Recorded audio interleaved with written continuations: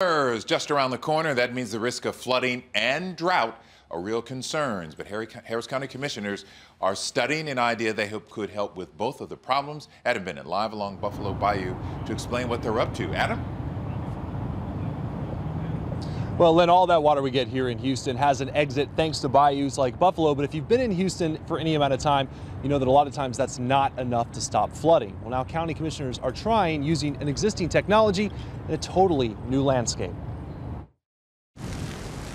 Many times when it rains in Houston, it pours. But some years, a falling drop of water in the Bayou City can be as tough to find as a snowflake. All in favor signify by aye. Now Harris County commissioners, And it's an idea and maybe it'll work. have approved a $160,000 feasibility study looking at a possible way to tackle both. It's one of those things that is so-called out-of-the-box thinking, but it's being done other places. It's being done, San Antonio's doing it, El Paso. It's called aquifer storage and recovery, pulling water out of the ground during dry years that either was transferred over from another aquifer underground or pumped from the surface above. There are years where our reservoirs fill and spill, and those are the years that we would store the water underground. It's similar to an idea Denver is studying, using mostly runoff from the Rocky Mountains. Taking floodwater is more of an innovative approach, but I think it's one that's worth considering. Environment Texas Director Luke Metzger says with more people moving to Houston and climate change, this idea could help our area, as long as it keeps pollution out of the groundwater and keeps enough water flowing into the Gulf of Mexico. Our bays and estuaries rely on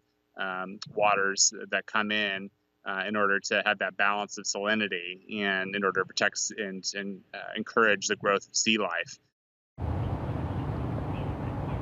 And reducing saltwater infiltration as well as subsidence. Those are two other possible benefits that this study is looking at. Researchers with Texas A&M that are doing this study hope to have it wrapped up by the end of the summer.